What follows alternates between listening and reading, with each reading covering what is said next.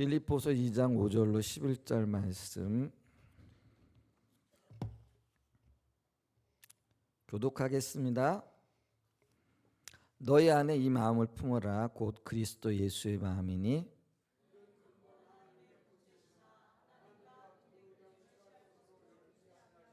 오히려 자기를 비워 종의 형체를 가지사 사람들과 같이 되셨고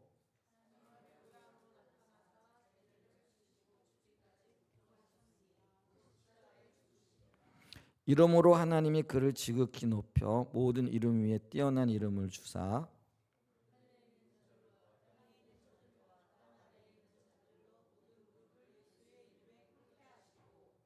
같이 읽습니다. 모든 입으로 예수 그리스도를 주라 시인하여 하나님 아버지께 영광을 돌리게 하셨느니라. 아멘. 이 말씀을 가지고요, 부활의 영광 전에라는 주제를 가지고 좀 말씀을 나누기를 원합니다. 오늘 부활주일이고요. 부활주일의 가장 큰 소식은 예수님이 다시 사셨다라는 것이고요. 또 그 예수님께서 사단의 모든 죄와 사망 권세를 깨뜨리셨죠. 그리고 영원한 생명으로 부활하셔서 또 예수 안에 있는 모든 자들에게 첫 열매가 되셨습니다. 그리고 우리에게 또 영원한 생명과 또 그 생명에 따른 기쁨과 안식과 또 소망을 주셨고요. 또 예수님께서는 이 부활로 인하여 지극히 높은 영광을 취하셨죠. 그래서 반갑고도 기쁘고도 소망의 날이 되어지죠. 그래서 오늘 이 부활의 영광이 뭐고 그 부활의 영광이 오기까지 어떤 일들이 있었는가 이 부분들을 좀 한번 살펴보기를 원합니다. 첫 번째 부활의 영광입니다. 우리가 이제 부활주일 그러면은 부활하신 주님 또 그 주님의 영광을 입으셨다 이렇게 말하죠. 특별히 오늘 그 읽은 본문의 빌립보서 2장 9절 이하도 이렇게 보게 되어지면은 하나님이 이러므로 그러니까 전제되어진 사건이 있었겠죠. 그건 좀 전에 나중에 살펴보고요. 하나님의 그를 지극히 높여 이렇게 얘기를 하는데 이 지극히라는 헬라어 단어가 휘페라는 단어이고요. 이게 어떤 의미가 있느냐면은 최고의 자리까지라는 그런 의미입니다. 근데 이제 원래 우리가 기억하기로는 또 알고 있기로는 예수님이 하늘 보좌를 버리고 이 땅에 오셨잖아요. 그러니까 신이신 예수님이 이 땅에 인간의 몸을 입고 오셨어요. 그래서 어떤 면에서는 뭐 지극히 높임을 받으셨다라고 얘기했을 때에 예수님의 입장에서 보게 되어지면 그냥 자기의 원래의 자리를 되찾으신 거잖아요. 근데 주님이 이 땅에 오실 때에 그 모든 하늘 영광을 버리고 온전한 사람으로 오셨다라는 것들을 기억할 때에 온전한 사람으로 오셨고 종의 형체를 입으셨던 그분이 이제는 그 부활하심으로 말미암아 가장 높은 데까지. 그래서 이거를 이제 지극히라는 표현으로 쓰고 있다라는 거죠. 그러면서 최고의 자리까지 올라가셔서 모든 이름 위에 뛰어난 이름이 되셨다 이렇게 얘기를 하고 계시고요. 그 결과가 10절에 보면 하늘에 있는 자들과 땅에 있는 자들과 땅 아래에 있는 자들로 모든 무릎을 예수의 이름에 꿇게 하시고 그래서 초대교회의 복음의 핵심이 예수가 왕이다 이잖아요. 그래서 왕 앞에 모든 신민들이 무릎을 꿇게 되어지듯이 이 땅의 모든 사람들이 예수의 이름 앞에 굴복하게 된다. 그리고 무릎을 꿇게 되어진다라는 거죠.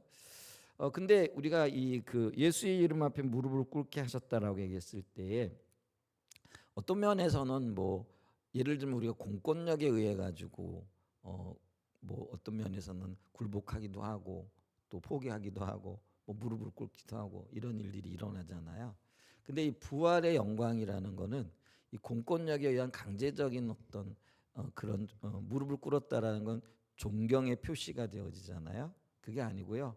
사망 권세를 깨뜨리신 그 자체가 그거를 받아들이고 인정하는 아니 언젠가는 그걸 거부했던 모든 사람들에게도 이런 것들이 알려지게 되어질 텐데요. 근데 그때는 그 어쩔 수 없어서가 아니라 자기의 마음에서 우러나는 그런 무릎을 꿇게 되어질 거다. 그러니까 온전한 어떤 종기와 영광과 또 경배의 모습이 되어질 거라라는 것이죠. 이제 그러면서 이제 11절에 보게 되어지면은 그 모든 입으로 예수 그리스도를 주라 시인하여 하나님 아버지께 영광을 돌리게 하셨다. 이렇게 고백을 하고 있는 것을 보죠. 그런데 이게 우리가 이 빌립보서 2장 5절 이하의 이 말씀을 초대교회 성도들의 신앙 고백이라 이렇게 얘기를 합니다. 그러니까 사도 바울이 빌립보 교회 성도들에게 편지를 쓰잖아요. 근데 편지를 쓸 때 그때 당시에 초대교회 성도들이 고백했던 신앙의 고백의 내용을 여기 담아가지고 빌립보 교회에 보냈다. 이 말은 그때 당시 모든 그리스도인들이 지금 이걸 알고 있었고 이렇게 주님 앞에 그 부활의 영광으로 인한 또 부활의 기쁨으로 인한 존귀와 영광을 하나님 앞에 예수님께 드리고 있었다라는 이제 그런 의미가 되어지겠죠. 그리고 마땅히 오늘 그 부활의 첫 열매로서의 혜택과 또 어떤 그 유업을 입고 있는 우리에게도요, 이 부활이 얼마나 놀랍고 경이로운가 이런 것들을 깨닫게 되고요. 또 그런 자원하는 마음으로 즐거운 마음으로 하나님 앞에 영광 돌리며 주님께 감사하는 그런 날이 되어져야 될 것이다라는 거죠. 그래서 이거를 이제 부활의 영광이다 이렇게 얘기를 하고 있고요. 그리고 이 부활의 영광이 첫 열매로 우리 주님께 주어졌다라는 거죠. 그 첫 열매라는 거는 계속해서 이런 열매들이 유업으로 이어진다라는 그런 의미고요. 그 혜택이 저와 여러분들에게 주어졌고요. 그리고 그게 보다도 구체적으로 우리의 삶과 또 우리의 앞날에 펼쳐지게 될 거라. 이런 의미에서 소망이 되어지죠. 기쁨이 되어지고요. 그래서 우리가 그 영광을 바라보며 달려가는 그런 자리에 서야 될 줄 믿습니다. 그 다음에 두 번째요. 이 부활의 영광 전에 십자가가 있었다. 우리가 흔히 이런 얘기를 하잖아요. 뭐 노 크로스 노 글로리 이런 말이 어떤 말이에요? 그러니까 십자가 없이는 그러니까 십자가는 고난을 상징적으로 얘기를 하고요. 그 다음에 이제 영광은 아까 얘기했던 그 부활의 영광을 얘기를 하는 거죠. 근데 이 영광이 오기 전에 반드시 이게 십자가가 있어야 된다라는 거죠. 그래서 이 십자가와 영광이 어떤 면에서는 동전의 양면과 이렇게 같아요. 그래서 십자가를 보면서 우리는 부활을 볼 수 있어야 되고요. 또 어떤 면에서는 부활의 영광을 보면서 그 전에 또 십자가의 고난을 이제 볼 수 있는 눈이 있어야 되죠. 근데 이게 분리가 되어지면은요, 이렇게 십자가와 부활이 따로따로 놀게 되어지는 거죠.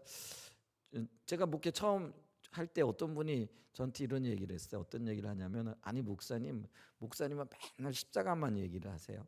십자가 복음만 얘기하고. 근데 그분은 이제 십자가만 얘기하니까 그게 이제 고난으로 읽혀지는 거예요. 그러니까 강단에서 맨날 십자가만 얘기하고 십자가 복음만 얘기하니까 언제 부활하냐. 그러니까 삶에 늘 고난이 있는 것 같고 늘 어려움이 있는 것 같고 이게 극복이 안 되어지는 거 아니냐. 이런 어조로 이제 저한테 항의를 하셨던 것 같아요. 그래서 제가 그때 집사님 십자가와 부활이 다른 게 아니에요. 십자가 안에 부활이 있고 부활에 우리가 부활을 얘기할 때 십자가가 전제되어진 거기 때문에 때가 되어지면은 그렇죠. 그 주님께서 하나님께서도 역사하실 때 십자가와 부활이 하나님 때에 속한 거잖아요. 때가 참에 그러면서 하나님께서 예수님을 이 땅에 보내시고 또 하나님의 때가 무르익음에 예수님이 십자가를 지시고 또 하나님께서 계획하신 그 일을 위하여 부활하시는 놀라운 역사들이 있게 되어지는 거죠. 그래서 이 십자가와 부활이 함께 가며 또 그것이 하나님의 때에 하나님의 방법으로 이루어진다라는 것들을 우리가 기억해야 되겠죠. 근데 그런 측면에서 볼 때 우리가 이 부활의 영광을 보기 전에 먼저 우리 자신이 져야 할 십자가, 우리 주님이 지셨던 십자가가 있듯이 져야 할 십자가가 있다라는 것들을 기억하는 게 좋겠어요. 근데 오늘 본문에도 보면은 십자가가 먼저 나오고 부활이 나오죠. 근데 제가 부활 먼저 얘기한 거는 오늘 이제 부활주일이기에 그리고 우리에게 닥치는 혹은 우리가 얻게 되어질 우리 주님이 이미 얻으셨고 또 주님 안에서 우리가 얻게 되어질 그 부활이 얼마나 엄청난 것인가 또 얼마나 놀라운 것인가 얼마나 기쁜 것인가 이런 거를 먼저 보기 위해 가지고 이 부활의 부분을 봤고요. 근데 성도들의 신앙 고백이라고 했던 이 빌립보서 2장 5절 이하에 보게 되어지면은요, 부활 이전에 십자가를 먼저 보고 있는 장면이 나오죠. 그래서 5절 이하에 보면 이렇게 얘기하죠. 너희 안에 이 마음을 품으라. 곧 그리스도 예수의 마음이니 그는 근본 하나님의 본체시나 하나님과 동등된 것을 취할 것으로 여기지 아니하시고. 그래서 주님의 마음인데 이 마음이 어떤 마음이냐면 빈 마음이라는 거죠. 비워진 마음이고요. 이걸 이제 우리식으로 표현하게 되어지면은 겸손의 마음인 거죠. 겸손의 마음이 뭐냐? 하나님의 마음을 이해하는 마음이 겸손의 마음이죠. 우리는 이 겸손을 태도에 초점을 맞추잖아요. 아, 저 사람 참 겸손해. 고운 말을 하느냐 아니면은 올바른 태도를 갖추고 있느냐, 다른 사람에게 얼마만큼 공손하냐, 이런 것들이 우리는 이게 어떤 면에서 겸손의 표준이 되어지잖아요. 근데 하나님의 입장에서는요, 그게 겸손이 아니고요, 주님의 마음을 알고, 그러니까 하나님의 마음을 알고 그 하나님의 마음에 동의를 하고 동의할 뿐만 아니라 그 하나님의 마음을 따라 살아가는 거죠. 그게 겸손이에요. 근데 우리 주님에게 이게 있었거든요. 하나님의 마음에 하나님의 계획이 뭐가 있었어요? 늘 우리 하나님의 마음에는요, 이 가슴이 한쪽이 뻥 뚫린 것 같은 느낌이 있는 거죠. 그게 이제 조금 있다가 우리가 다시 보게 되어지겠지만은 아담과 하와의 이 거역 혹은 범죄 이후에 그들이 그 에덴 동산에서 내몰림을 당하잖아요. 근데 그걸 우리가 하나님의 징계 심판이라 얘기를 할 수 있고 범죄의 결과라고 이야기할 수도 있을지 모르지만은 아버지 입장에서 볼 때는요, 그게 늘 한 가슴이 무너지는 사건이었고 가슴이 뿡 뚫리는 사건이었다라는 거죠. 그래서 이 그 뚫어진 가슴을 메우기 위하여 우리 하나님은 그때부터 계획을 세우신 거예요. 그리고 그 계획을 우리의 시간 계획과는 달리 어떤 면에서는 수천 년이 걸려가지고 차근차근 이루어 가시는 거죠. 근데 그 하나님의 마음을 누가 아셨다라는 거예요? 성자 예수님이 아셨다라는 거예요. 그리고 아실 뿐만 아니라 그 하나님의 뜻을 따라 몸소 그 뜻을 이루기 위하여 이 땅에 내려오셨다라는 거죠. 근데 이게 참 쉬운 일이 아닌 것 같아요. 제가 뭐 자주는 아니지만은 예전에 이런 생각을 한번 해봤어요. 하나님이신 예수님이 인간의 몸을 가지고 이 땅에 오신다. 이게요, 뭐 조금 좀 저속하기는 하지만은 재벌이 어느 날 한순간에 모든 자기 재산을 내놓고 거지로 전락하는 선택을 한다. 요것 가지고도 충분하지 않은 거죠. 근데 그런 일도 없잖아요. 근데 사실은 이 일은 좀 되게 좀 강단해서 말씀하긴 좀 그렇지만은 우리 하나님께서 우리 가장 더러운 지저분한 똥파리, 표현이 좀 똥파리가 되신 것과 그것보다도 훨씬 더 획기적인 사건이고 놀라운 사건이에요. 제가 한번 여쭤볼게요, 여러분에게. 여러분은 똥파리가 되실 의향이 있으십니까?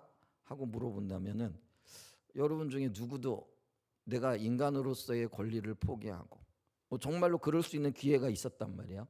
그럴 수 있는 어떤 있다라고 했을 때 그렇게 요구를 하거나 그렇게 질문을 할 때 아마 눈을 하얗게 치켜 뜨실 것 같아요. 그러면서 도대체 무슨 말씀을 하시는 겁니까? 이렇게 반문하지 않으시겠어요? 근데 사실은 이 사건이요, 우리가 이렇게 두 눈을 치켜 뜨고 정색을 하고 반론을 제기할 것보다도 훨씬 더 큰 사건이라는 거죠. 이거는 말로 이렇게 형언할 수 없는, 근데 이게 이제 주님의 관점에서 보여지지 않으면은요, 이 사건이 우리의 관점에서는 이해되어지지 않는 사건이에요. 근데 우리 예수님이, 성자 예수님이 성부 하나님의 이 마음을 이해하셨다라는 거죠. 그게 겸손이라는 거죠. 그래서 하늘 보좌를 버리시고 인간의 몸을 입으셨다라는 거죠. 그리고 그게 종의 형체를 입으신 것으로 오늘 이렇게 표현되어지고 있는 것들을 이렇게 보죠. 이제 그러면서 여기 종으로 오신 것도 그런데 여기 보게 되어지면은요, 자기를 낮추시고 죽기까지 복종하셨으니 곧 십자가에 죽으심이라. 예수의 마음이 십자가의 죽으심과 연결되어진다라는 거죠. 그러니까 우리 예수님은요 처음부터 죽기 위해 오셨어요. 그러니까 우리가 태어날 때 죽기를 예상하고 뭐 태어나 보니까 살아가긴 하는데 태어날 때 이미 죽을 것을 알고 태어나는 건 아니겠죠. 이게 우리 연약함이긴 한데, 근데 우리 하나님은 완전한 하나님, 우리 예수님 또 완전한 하나님이기도 하시잖아요. 그러니까 예수님이 태어나심이 곧 죽음이었다라는 거죠. 그러니까 그거를 생각해 보게 되면은요, 종의 몸을 입으시고 이 땅에 오셨다라는 게 이게 감상적인 것만은 아니라는 거죠. 그래서 이런 것들을 조금 우리가 좀 묵상해 보고 생각해 보게 되어지면은요, 그 아버지의 사랑이 얼마나 큰가, 그 사랑이 어떻게 우리를 향하고 있는가, 뭐 이런 것들이 조금 더 이렇게 좀 보여질 수 있지 않을까 하는 그런 마음이 이렇게 듭니다. 어쨌거나 우리 주님이 십자가를 지시기 위해 오셨다라는 거예요. 곧 죽음을 전제하고 이 땅에 오셨다라는 거예요. 근데 이 예수님이 지신 십자가, 그 죽음의 의미가 이게 부활의 전제 조건이 되어지기도 하면서 어떤 면에서는 이게 획기적인 사건이 되어진다라는 거죠. 그래서 그 의미들을 좀 한번 좀 봐야 된다라는 거죠. 예수님이 지신 십자가는요, 어쩌면은 인류의, 우리의 삶에 드리워져 있는 뿌리 깊은 거역, 그리고 뿌리 깊은 반역의 영을 제거하시고 겸손과 온전한 순종을 하나님께 드림으로 하나님의 뜻을 이루셨다라는 그런 의미가 되어진다라는 거죠. 자, 제가 여기 지금 뿌리 깊은 반역, 뿌리 깊은 거북, 이제 이 말씀을 드렸잖아요.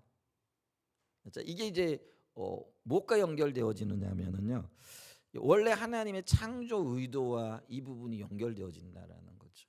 우리가 십자가 복음을 이렇게 나누면서 하나님께서 그 사람을 창조하신 여러 목적들을 듣지만은 우리가 그냥 압축해가지고 두 가지로 이거를 압축하잖아요. 이렇게 설명을 하잖아요. 하나는 뭐예요? 하나님의 형상을 닮은 하나님의 가족으로서의 사람을 창조하신 거잖아요. 그리고 또 하나는 뭐예요? 이렇게 하나님의 형상을 따라 지음을 받았기 때문에 하나님의 마음을 이해하고 하나님의 뜻을 따라 하나님의 일에 동역할 동역자로 우리를 부르셨다, 이렇게 이야기를 하고 있잖아요.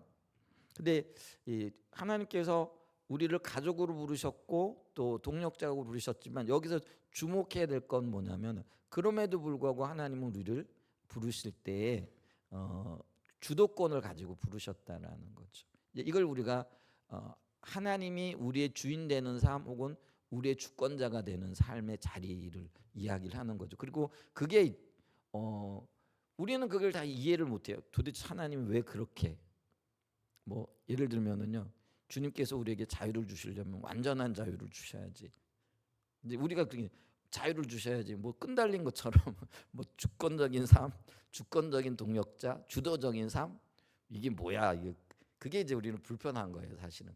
이 불편함이 어떤 면에서는요, 하나님을 거역하는 단초가 되어질 수도 있었겠죠. 근데 여러분 좀 생각해 보세요. 이제 우리가 부모 입장에서 어린아이를 낳았다라 그래요.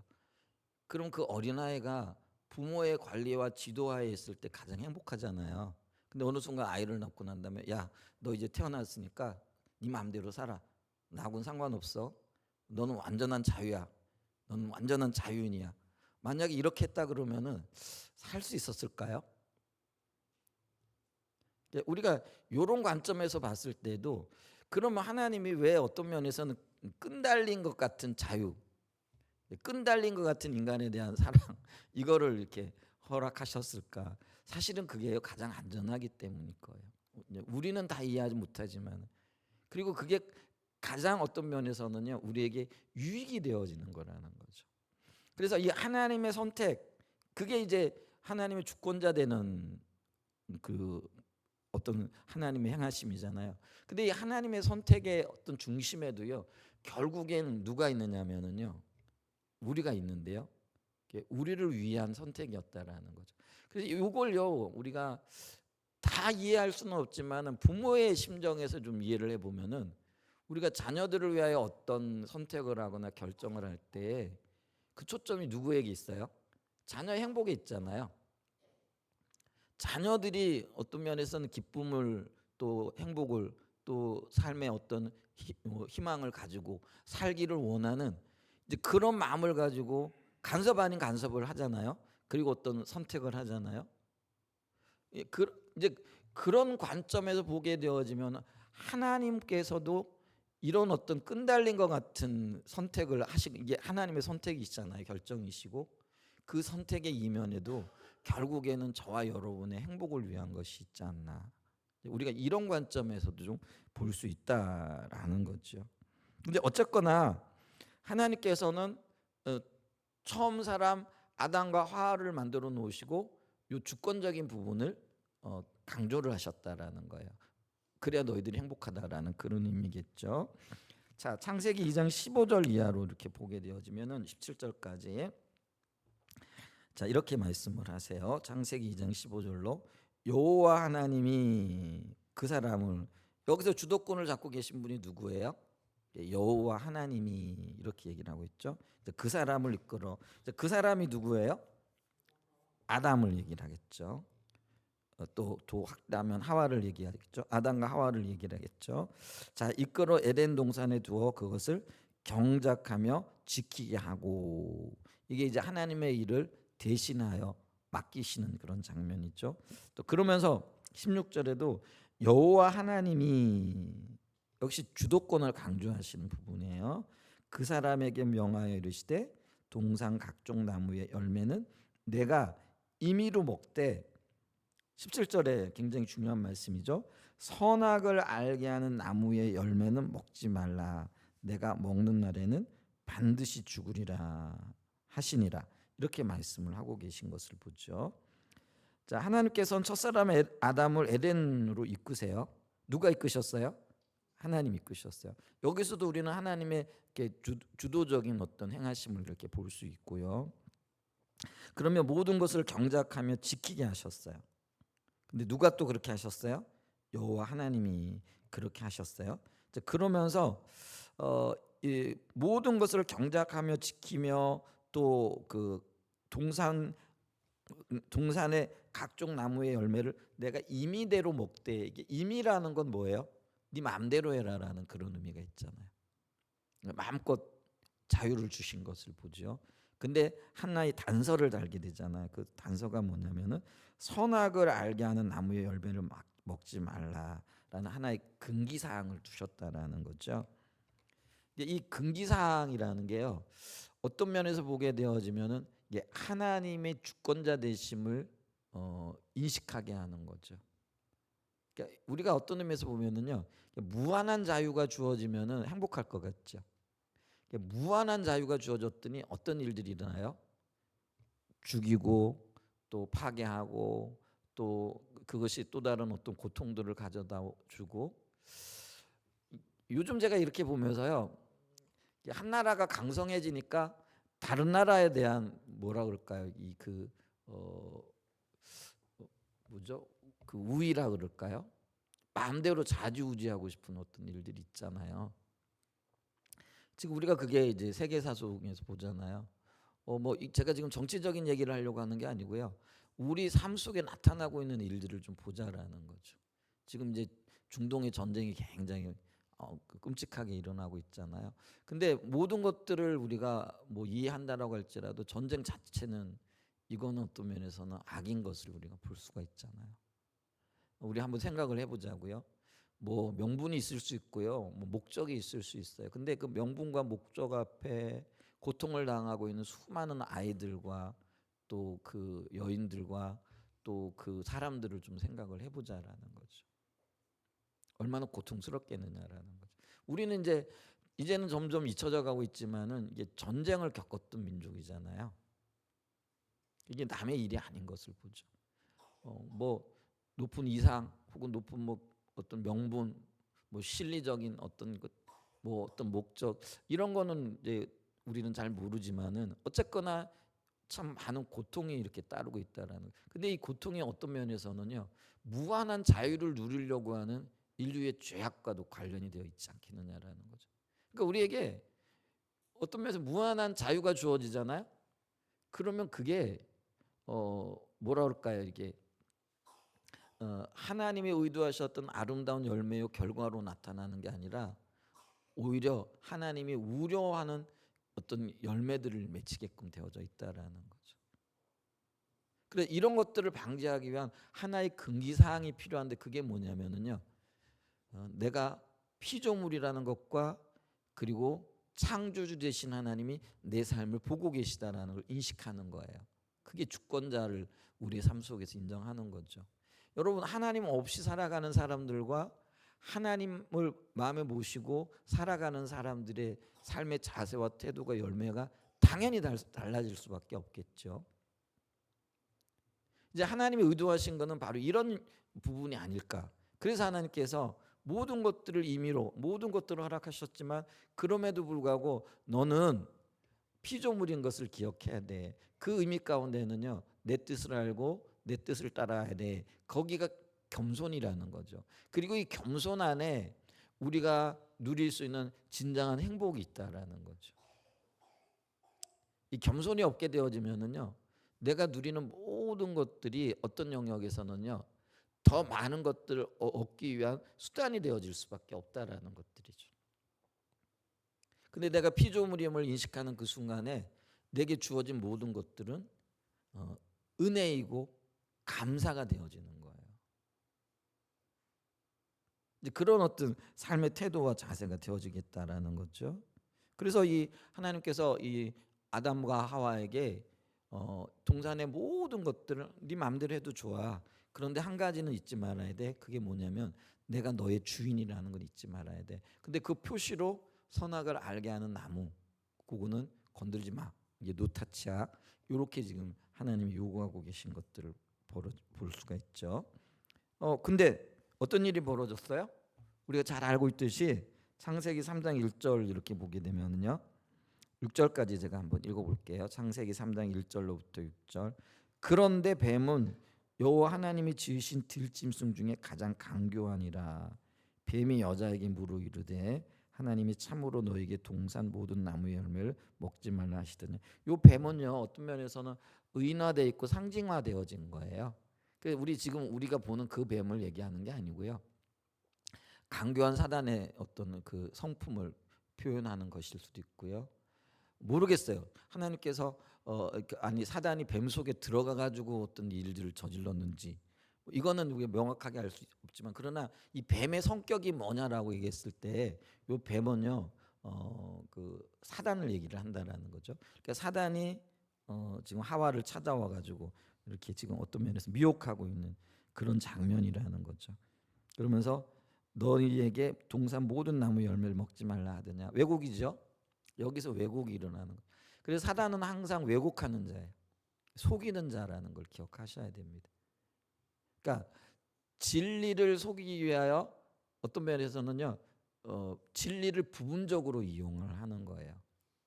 그러니까 동산의 모든 나무 열매는 먹지 말, 뭐가 있죠? 어떤 나무는 먹지 말라고 하셨잖아요. 이게 어떤 나무, 그렇게 선악을 알게 하는 나무는 먹지 말라는 건 이게 진리예요. 진실이에요. 주님의 말씀이 진리잖아요. 그러니까 진리를 포함해 가지고 왜곡하게 하는 것들을 이렇게 보죠. 그러니까 우리가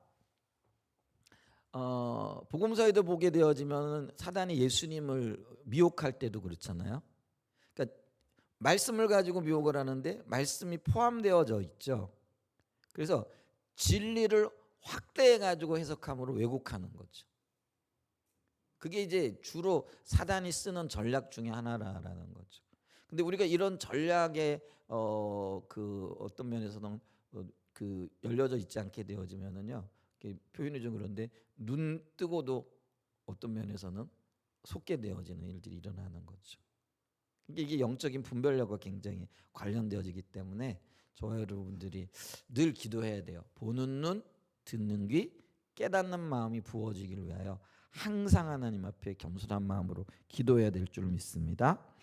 근데 이렇게 미혹을 하는 거예요. 근데 이 하와가 조금 방심했던 것 같아요.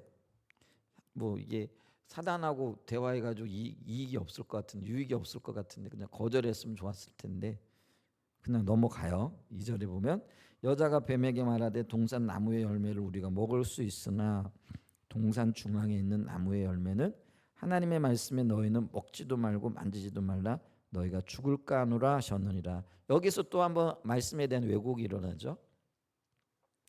하나님은 뭐라고 말씀하셨어요?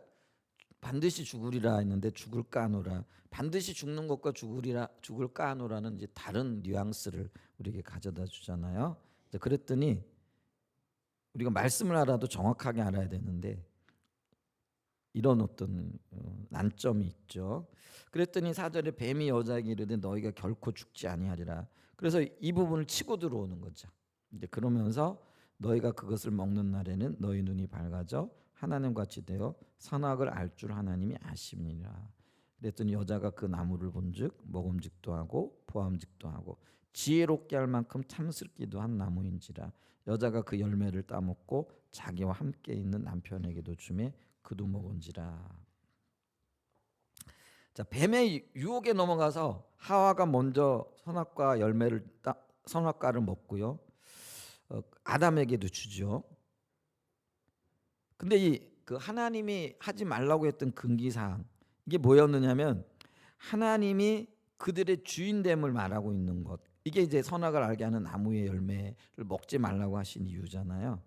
그리고 그 의미는 하나님 주도적인 삶 혹은 하나님의 주권적이고 하나님 중심적인 삶을 말하는데 근데 그걸 먹음으로써 그들이 그 삶을 거부하고 반역의 길을 선택하게 되어졌다라는 거죠. 다른 말로 얘기하면 그들은 하나님 없는 삶, 자기 자신이 자기의 주인이 되는 삶, 다시 말하면 자기 중심적인 삶을 선택했다라는 거예요. 근데 여러분 이 선택이 얼마나 위험한 선택인지를 알아야 된다라는 거죠. 물론 그 선택의 순간에 이들은 잘 몰랐겠죠. 근데 그 선택의 결과가 가져온 치명적인 것들을 보면서 그들이 아차 했을 수 있어요.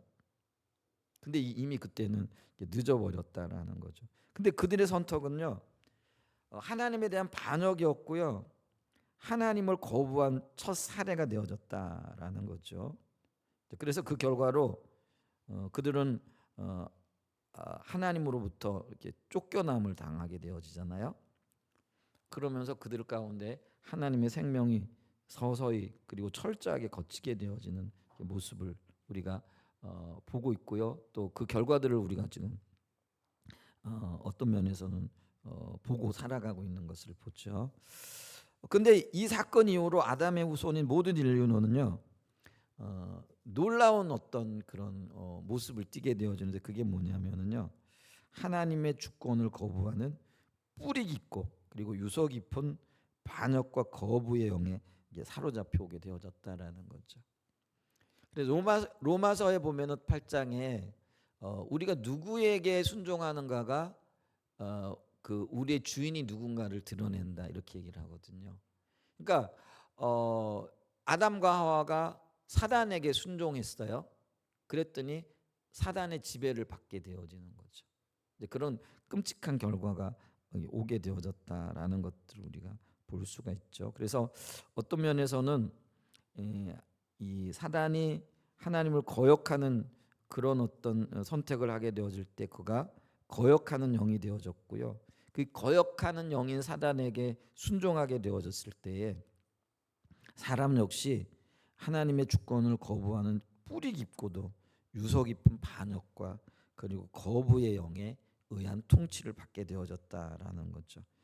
그 결과가 뭐냐? 죄와 사망의 권세인 통치로 인해서 이제는 사람에게는 소망이 없는 거죠. 그래서 사람들은 죽음을 끝으로 인식을 하잖아요. 그러니까 죄의 결과가 사망인데 그 사망이 죽음이잖아요. 그래서 모든 인류는 죽음을 끝으로 인식하는. 근데 그 죽음 뒤에는 아무런 소망이 없는 거죠. 그래서 깜깜한 절망이 가득한 하나님 없는 세상을 지금까지도 살아오고 있다라는 거죠. 자, 그런 가운데 하나님은 우리의 이런 형편과 처지를 아시고 새로운 구원 계획을 세우시잖아요. 그래서 이 오랜 기간 동안 이 계획을 이루시는데 이제 그 정점이요. 그 정점이 바로 이 십자가라는 거죠. 왜냐하면 이 십자가가 결과적으로는요 거부와 반역의 영과 또 그 영의 그 영향을 미치고 있는 사단의 권세를 깨트리게 되어지는 결정적인 사건이 되어졌다라는 거죠.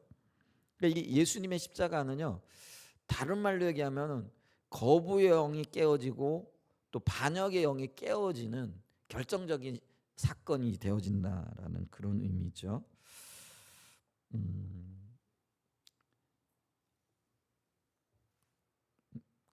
우리가 조금 이렇게 보면은 결국은 이 십자가가 자기 부인의 삶과 관련이 되어지는 거잖아요. 자기 부인이라는 것 이게 결국은 뭐냐면은요, 그 세상적인 원리, 세상적인 원리가 뭐냐면은 다른 말로 얘기하면은 하나님의 주권을 거부하고 또 하나님의 명령을 반역하는 것과 관련이 되어져 있죠. 근데 그 십자가가 자기를 부인하는 것, 그러니까 세상적인 원리와 원칙을 거부함으로 오히려 하나님의 통치와 하나님의 인도를 받아들이게 되어지는, 그래서 그 하나님의 통치와 하나님의 역사가 회복되어지면서 그 거부와 반역의 영이 깨어지고 또 통치하고 있던 그 권세들이 깨어지게 되어지는 역사들이 있죠.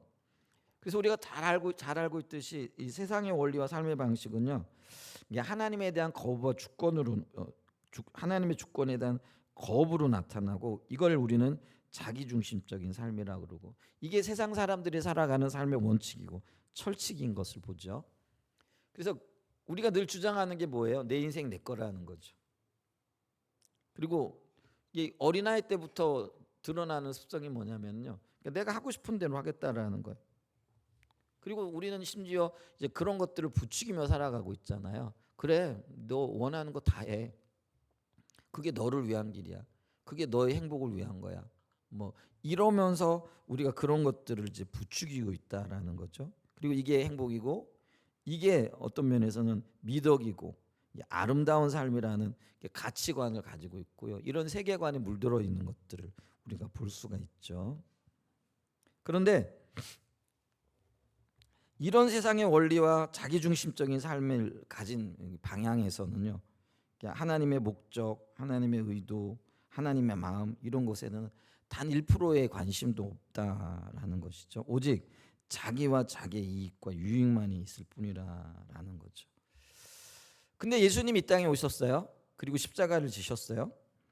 그리고 이 땅에 오신 그 예수님의 그 마음에는요, 세상이 이런 자기중심적인 원리 가운데에서 살아가고 있는 때에 하나님의 원리를 따라 그 하나님의 원리가 이 땅에 적용되어지고 하나님의 뜻이 이루어지는 그 일을 바라보시고 이루기 위하여 이 땅에 오셨다라는 거죠.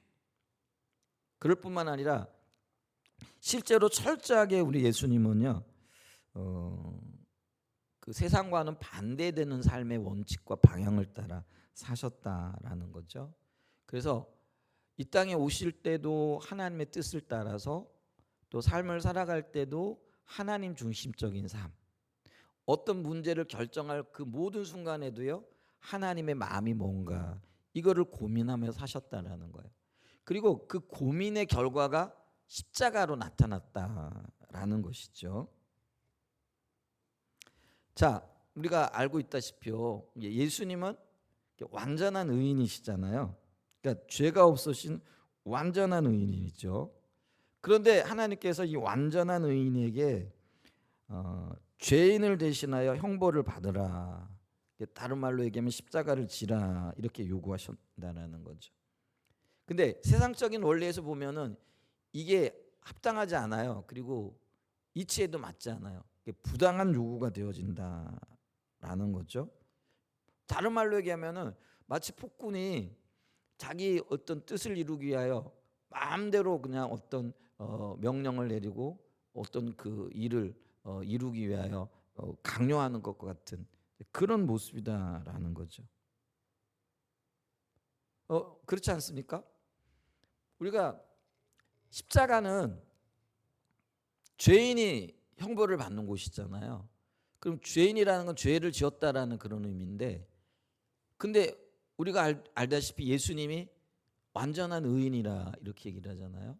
근데 그 의인 보고 죄인을 대신해 가지고 십자가에 못 박히라, 이게 합당한 요구냐라는 거예요. 불합리해도 이렇게 불합리할 일은 없다라는 거예요. 근데 그 불합리한 그 일을 하나님은 내 뜻이라고, 어떤 면에서는 우리가 볼 때, 그러니까 세상적인 원리와 세상적인 관점에서 볼 때는요, 부당한 요구고 강압에 의한 혹은 위력과 위압에 의한 요구가 되어질 수 있었다라는 거죠.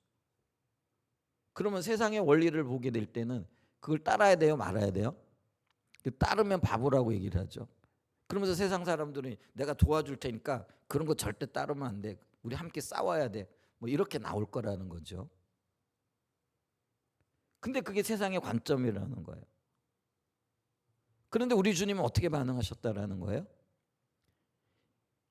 가장 불합리하고 어떤 면에서는요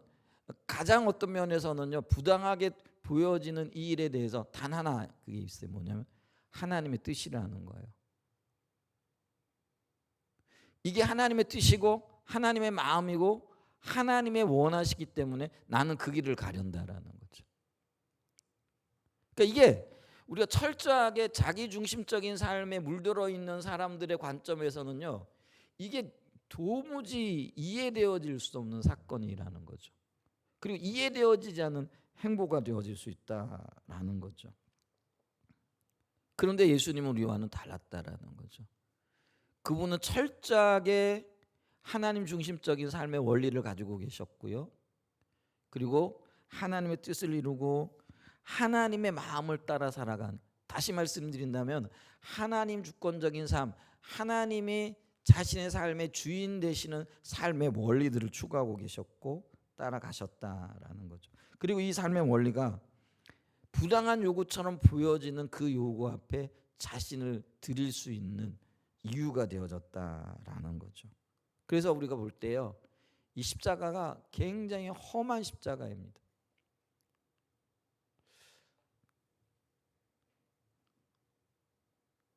그리고 가장 수치스럽고 부끄러운 십자가입니다. 오늘날의 관점에 볼 때 인권 뭐 이런 것 전혀 없습니다. 예수님이 십자가에 달려 돌아가셨을 때 가장 부끄러운 부분까지, 그러니까 시로라기 하나도 안 입고 걸치지 않았다라고 이렇게 표현을 하거든요. 근데 그게 가장 부끄러운 부분이거든요. 우리는 이제 뭐 성경을 보거나 아니면 뭐 성화를 볼 때 예수님의 모습이 너무나 아름답게 이렇게 치장이 되어져 있잖아요. 근데 예수님의 모습이 어땠을까? 그러니까 이제 그 팔레스틴에 살고 있는 사람들의 모습을 보면은 그게 예수님의 모습이 보여지는 거예요. 예수님이 우리 볼 땐 저 백인들의 모습인 것 같고 아주 멋있는 어떤, 아니에요. 우리 예수님의 모습은요, 지금 팔레스틴 지역에 살고 있는 평범한 사람들의 모습이었고요. 그래서 볼품이 없다라고 이사야서는 예수님의 모습을 이렇게 표현하고 있잖아요. 근데 그 예수님이 가장 부끄러운 모습으로 수치를 당하시는 거죠. 그리고 모든 피를 흘리시고요, 살이 찢기시는 그런, 어떤 면에서는요 참 험한 꼴을 당하신 거죠. 그러니까 우리가 상상하기 힘들 정도의 험한 꼴을 당했다라는 거죠. 근데 그 험한 십자가를 주님의 마음이 담겨 있기 때문에, 주님의 뜻이기 때문에 자신의 몫으로 받아들인다라는 거죠. 그게 겸손이라는 거죠. 근데 우리 안에 그 겸손이 있느냐라는 거예요. 겸손하지 않으면은요, 그러니까 성경적인 의미에서의 겸손이 아니면은요, 이 십자가를 질 수 없었다라는 거죠. 그렇기 때문에 이것이, 십자가가 단순하게 죄인 한 사람이 십자가에 못 박힌 그런 사건이 아니고요, 인류의 생사를 변화시킬 만한 그 거대한 사건이 되어졌다라는 거죠. 그러면서 이 십자가의 이 순종이요, 그 처음 사람, 그러니까 인류 역사에 뿌리 깊게 들어오져 있던 거부의 영, 반역의 영, 자기 중심적인 삶의 모든 영향력이 다 단숨에 깨어지는 사건이 되어진 거예요. 이게 엄청난 사건이 되어졌다라는 거죠. 그리고 그 하나님 중심적인 삶, 하나님이 주인 되어지는 삶의 놀라운 능력과 권세가 수천 년 동안 억압이 되어져 있고요, 수천 년 동안 눌러져 있었던 그것들이 단 한 번의 십자가를 통해 가지고 회복되어지는 사건이 일어난 거예요. 그게 십자가의 사건이에요. 이게 엄청난 거죠. 그러니까 이게 있잖아요.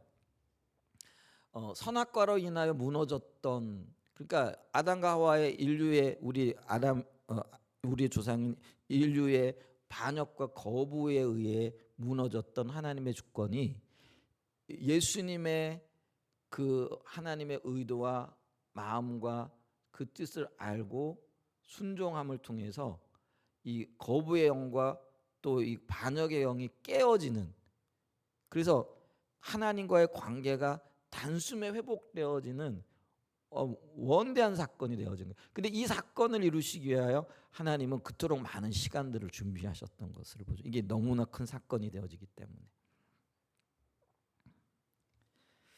이 장면을요, 골로새서 2장 15절은 사도 바울이 이렇게 얘기를 해요.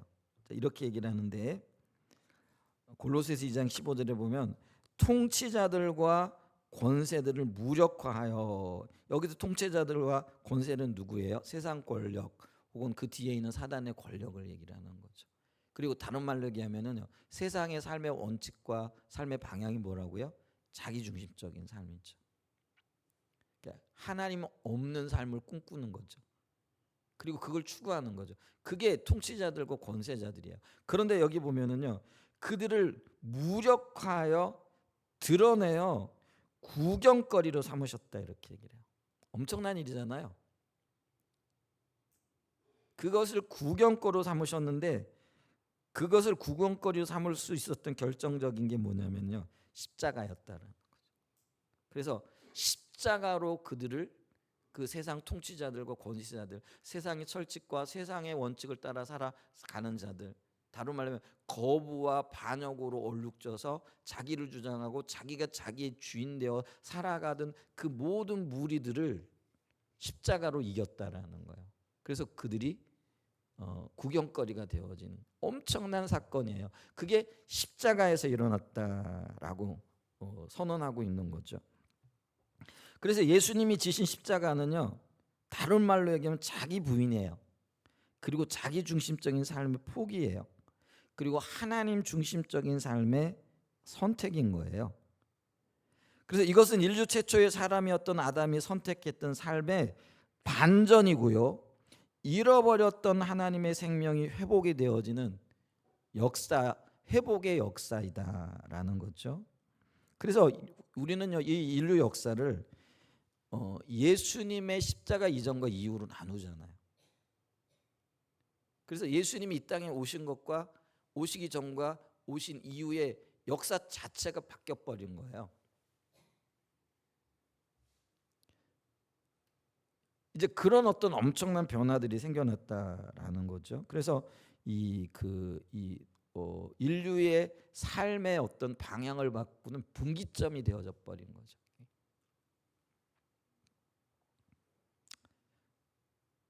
이런 의미에서 이 일을 감당하시고 이루신 예수님, 영광과 존귀를 받으시기 합당하죠. 너무나 큰 영광과 존귀를 우리가 돌려드려야 된다라는 거죠.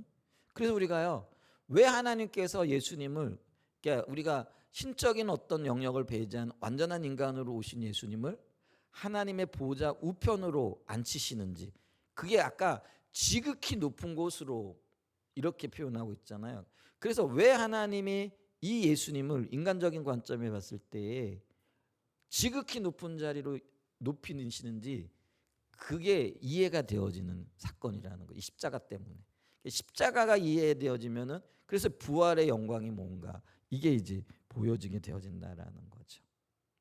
그래서 이게 십자가와 부활이 긴밀하게 연관이 되어져 있어요.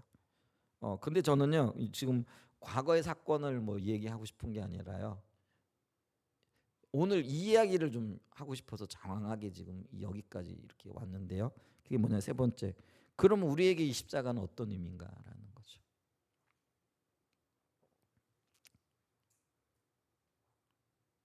이 십자가는요, 자기 중심적인 삶 혹은 뿌리 깊은 거역과 반역의 영을 이기고 생명과 복을 얻을 수 있는 하나님 중심적인 삶으로 들어가는 유일한 길이 되어진다. 유일한 방법이 되어진다라는 거죠. 다른 말로 얘기하면 부활의 영광을 유업으로 얻는 유일한 길이 되어지기도 한다라는 거죠. 그래서 예수님께서도요, 우리에게 이런 요구를 하시잖아요. 마가복음 8장 34절입니다. 마가복음 8장 34절에 보면 우리와 제자들을 불러 이르시되 누구든지 나를 따라오려거든 자기를 부인하고 자기 십자가를 지고 나를 따를 것이니라. 그래서 자기를 부인하는 것과 십자가를 연결시키고 있는 것을 볼 수 있어요. 그러니까 십자가를 지는 거는요, 우리가 예수님처럼 형틀에 달려야 된다 그런 의미가 아니고요. 오늘날 우리에게 주어진 십자가라는 뭐라는 의미예요? 자기 부인과 관련이 되어진다라는 것을 우리가 알 수 있죠. 그러니까 오늘 우리 안에, 그리고 내 안에요, 그리고 우리 가정 안에, 그리고 우리 교회 안에 이 십자가, 다시 말씀드린다면 자기 부인이 아니고는요 해결할 수 없는 너무도 뿌리 깊은 자기 중심적인 삶, 다른 말로 얘기하면 이 자기 중심적인 삶이 거역의 영이라고 그랬잖아요. 반역의 영이라고. 여러분 요거를 조금 더 깊이 좀 묵상을 해보셔야 돼요. 그러니까 내 마음대로 사는 거, 내가 하고 싶은 대로 하는 거, 내 뜻대로 하고 내가 원하는 대로 하는 게 이게 내 원함인 것 같고 자연스러운 것 같고 세상의 관점에서 보게 되어질 때 그럴 수 있지, 이게 되어지는 거예요. 근데 하나님의 관점에 볼 땐 이게 뭐라는 거예요? 반역과 거역과 관련되어진다라는 거예요. 근데 이 좀 강력한 단어잖아요. 반역 그러면은 고전적인 용어로 쓰면은 영모, 요즘 그 영화에서도 이 부분을 다루고 있어서 많은 사람들이 어떤 공감을 자아내고 있다 이렇게 얘기를 하는데, 그것도 이제 어떤 면에서는 그래요. 그래서 이 반역, 거역, 거부, 이게 지금 강력한 단어들이거든요. 근데 사실은 이 강력한 단어의 현실이 내 모습이라는 거예요. 그리고 내가 그 주인공이라는 거예요. 그리고 다름 아니라 내가 거역자이고 내가 반역자이고 내가 거부자라는 거예요. 이거를 인식해야 된다라는 거예요. 그래서 이 거역의 영, 거부의 영이 지금 이 순간에도 활발하게 내 안에서, 우리 가정 안에서, 우리 교회 안에서 활동하고 있다라는 거죠. 그게 어떻게 나타나느냐면요, 하나님에 대한 거부예요. 그래서 하나님이 주권자 되신다, 이게 오늘날 하나님 믿는데 가장 어려운 요소 중에 하나잖아요. 왜요? 나는 내 마음대로 살고 싶은데, 내가 원하는 대로 살고 싶은데, 내 인생 내 거니까 내가 하고 싶은 대로, 이게 우리의 로망이잖아요. 그런데 하나님이 주권자라고, 하나님의 뜻을 따라야 된다고, 하나님의 말씀대로 살아야 된다고. 그러니까 이게 더 구체적으로 나가면 이제는 말씀에 대한 거부로 나타나는 거잖아요. 근데 이 말씀에 대한 거부, 다른 말로 하면 말씀에 대한 존중이 없어요. 존중이라는 건 뭐냐면 그게 결국은 말씀에 대한 동의와 말씀에 대한 순종으로 나타나야 되잖아요. 그럼 오늘 우리가 말씀을 몰라서 못 살고 있느냐라는 거죠. 아니요. 거부와 거역의 영이 뿌리 깊게 내 안에 활동하고 있는 거예요. 그러니까 말씀을 알아요. 근데 알매도 불구하고 우린 그렇게 얘기하죠. 누가 말씀대로 살아. 그리고 말씀대로 살 수 있는 힘과 능력이 없어. 그러면 자기를 합리화시켜가면서 살아가고 있다라는 거예요. 근데 그게 엄밀히 따지게 되어지면 내 안에 거부의 영과 거부의 영이 강력한 영이 지금 역사하고 있다라는 거예요. 그리고 활발하게 활동하고 있다라는 거죠. 그 다음에 또 다른 영역에서요, 우리는요 하나님의 부르심 안에서 한 형제 한 자매이지만은 하나님의 뜻을 이루어가는 영역에 있어서 또 다른 영역이 있어요. 그게 뭐냐면 질서의 영역이거든요. 그러니까 하나님은 한 단체, 한 가정, 그 모든 영역에 있어서요 질서를 세워 놓으셨어요. 그런데 가정에서는 가장이 질서예요. 학교에서는 선생님이 질서고요, 교회에서는 목회자가 질서예요. 동의하시나요? 근데 실제로 그렇게 살고 계신가요? 그렇게 인정하고 그렇게 받아들이고 그렇게 그게 십자가라는데, 그리고 그게 거역의 영과 반역의 영을 깨뜨릴 수 있는 유일한 무기고 유일한 길이라고 말씀을 드렸는데, 근데 우리는요 동의는 하는데 그게 실제적인 삶에서는 안 되는 거잖아요. 여전히 우리는 거역의 영에 반역의 영에 노출되어져 있고 그 영향을 더 많이 받고 있다라는 거예요.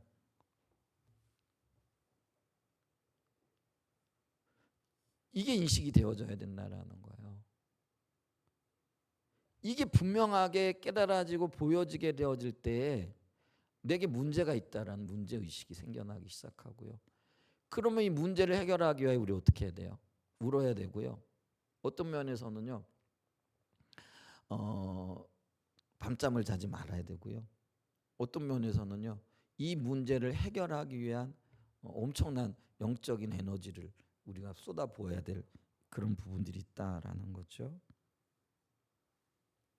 왜 그렇게 해야 되느냐? 하나님 중심적인 삶에만 생명이 있다라는 것, 안식이 있다라는 것, 평안이 있다라는 것 우리 알고 계시잖아요. 본능적으로 알고 있거든요, 사실은. 그러면 우리가 그 길을 가야 되잖아요.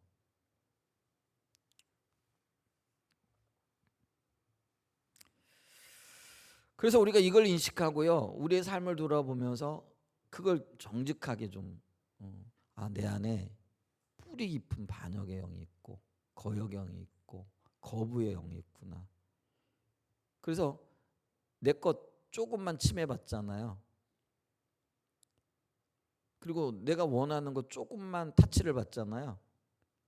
그러면은 싫은 거죠. 그리고 그게 어떤 면에서는 자기 권리를 지키는 거라고 이렇게 생각을 하고, 이러면서 쉽게 얘기하면 투사가 되는 거잖아요. 강력한 투사가 되어지는 거예요. 아니요, 그건 투사가 될 일이 아니고요, 주님 앞에 엎드릴 일이거든요. 그게 십자가하고 자기 부인의 삶이거든요. 그리고 내가 이 십자가를 자기 부인의 삶으로 들어갈 때 강력한 거부의 영과 이 반역의 영이 깨지는 거예요. 거기서 십자가의 사건이 일어나는 거예요. 그러면서 거기서 십자가의 사건이 일어나야만 우리가 어디로 갈 수 있는 거예요? 부활의 영광으로 갈 수 있다라는 거예요. 그런데 우리가 부활의 영광을 원하잖아요. 그러니까 영광을 원해요. 근데 십자가는 원치 않는 거죠. 근데 십자가가 우리 주님은 뭐라고 분명하게 말씀하시느냐면은 자기 부인이라는 거죠. 그러니까 내 삶에서 하나님 주권적인 삶이 뚜렷하게 세워져야 되는 거예요. 그러니까 하나님 주권적인 삶이 세워지면은요, 부당한 요구, 의인인 예수님에게 하나님은 너 십자가 져야 돼. 죄의 무게를 네가 짊어져야 돼. 근데 그게 자기중심적인 삶에서는 그게 가당키 난 이야기예요. 받아들일 수 있는 얘기라는 거냐고. 도저히 받아들여질 수 없는 얘기인 거잖아요. 근데 십자가 자기 부인의 삶에 하나님 중심적인 삶으로 들어가니까 예수님은 그게 자신의 사명이었고요, 그게 자신의 몫이었고요, 그게 자신의 할 일이 되어졌다라는 거예요. 그게 십자가예요. 그리고 그 안에서 모든 자기중심적인 삶의 영향력들이 깨어지게 되어지는 거예요. 사망 권세가 깨어졌다라는 게요, 그런 의미입니다. 그리고 그 십자가가 예수님에게 부활의 감격과 그리고 영광의 그런 놀라운 자리로 인도하고 계시다라는 것들을 우리가 봐야 되겠죠.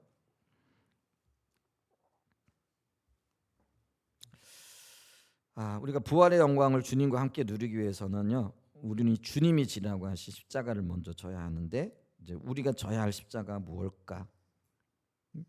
아까 십자가가 자기 부인이라고 말씀드렸죠. 그 다음에 가장 구체적이고 실질적인 것은 결국은 말씀에 대한 존중인 거죠. 말씀에 대한 존중이 뭐예요? 말씀이 그러하면은요, 내 생각이 어떻든지 내 형편이 어떻든지 내가 하고 싶은 것이 무엇이든지 또 내가 원하는 것이 무엇이든지 그걸 내려놔야 돼요. 그게 부인되어져야 돼요. 그리고 말씀이 가르치는 방향으로 나가야 돼요. 그게 말씀에 대한 존중이에요. 그 다음에 또 하나, 말씀에 대한 존중이 결국은 질서에 대한 존중으로 나타나죠. 그래서 여기 있잖아요. 지혜로워야 되는데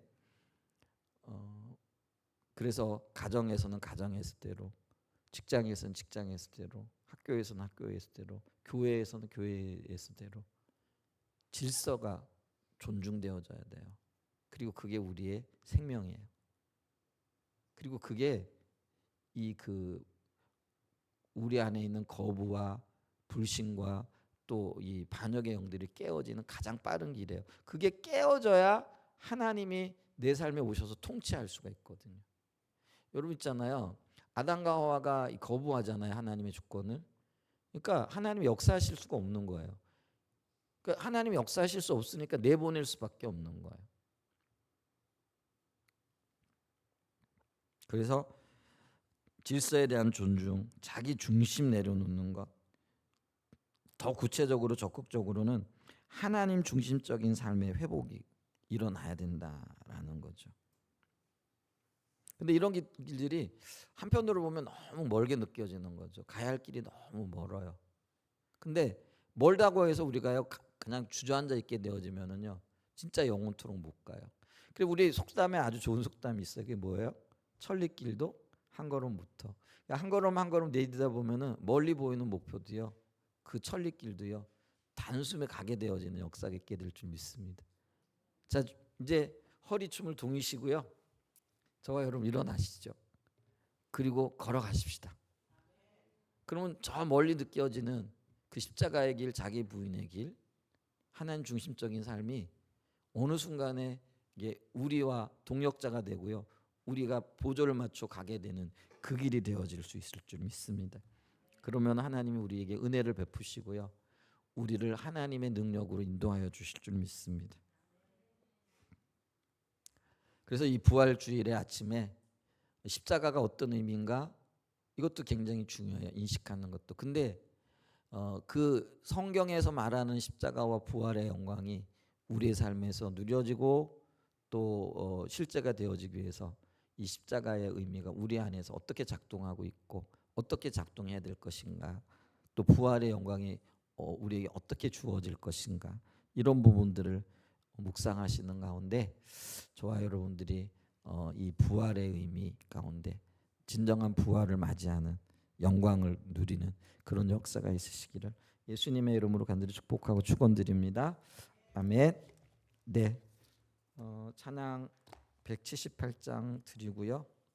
바로 성찬 되도록 하겠습니다.